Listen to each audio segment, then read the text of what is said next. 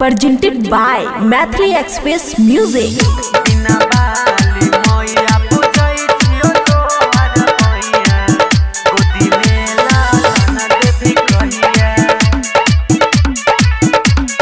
खुशी recording studio बलुआहा।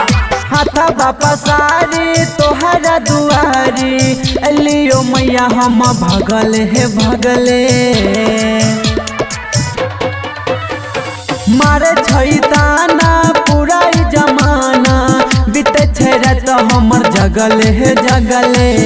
बिना बाली मैया पूजै छियो तोहर पैया गोदी में लालन देवी कहिया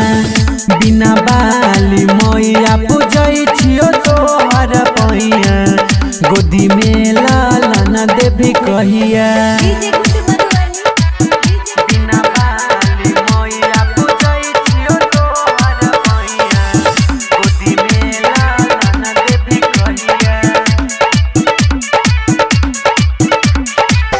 दुखिया के दुख हरै छी अनधन ज्ञान मदै छी अपना बेटे आप किया ना ध्यान मदै छी सहल जाय छै न के करो बोली गे भर देने हमर मैया झोली गे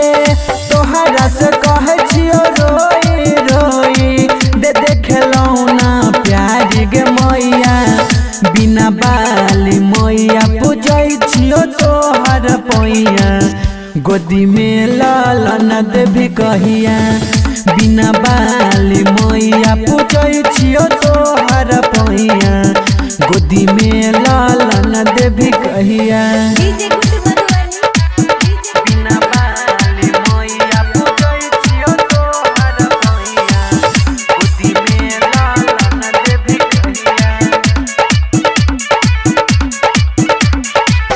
सालो साल कलियो पूजा मांग छियो कुछो न दूजा एगो पलकबा बिना गोदिया छै हमर सुना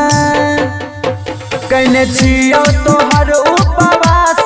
गे अपना भक्त के कर नहीं निराश गे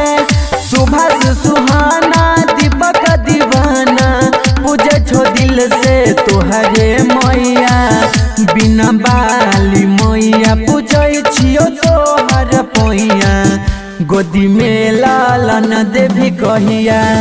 बिना बाली मैया पूजै छियो तोहर पैया गोदी में लालन देवी कहिया। खुशी रिकॉर्डिंग स्टूडियो बलुआहा।